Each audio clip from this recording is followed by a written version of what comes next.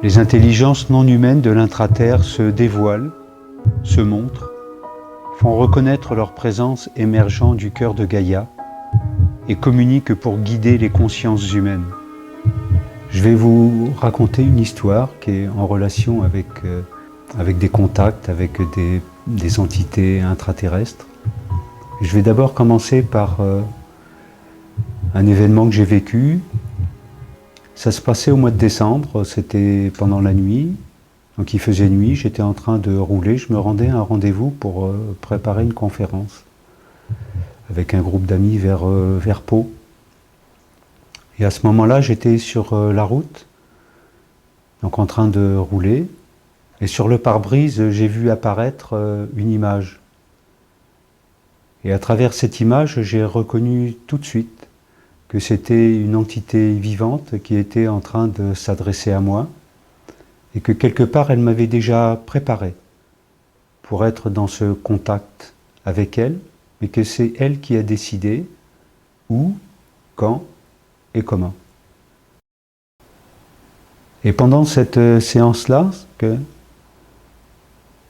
ce que ça m'a permis de mettre en évidence, c'est que dans mon voyage, je suis allé tout de suite au centre de Gaïa.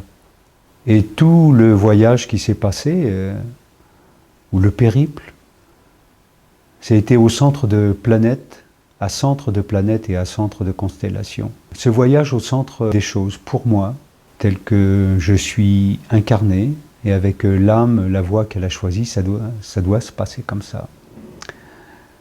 Donc ça m'a permis à la fois de le mettre, cette séance d'hypnose régressive quantique, à la fois d'avoir ou d'acquérir plus d'acceptation et d'authenticité, parce que c'est comme ça que ça doit se dérouler pour pouvoir ouvrir d'autres choses. Et à partir de ce moment-là, il y a eu d'autres contacts qui sont venus.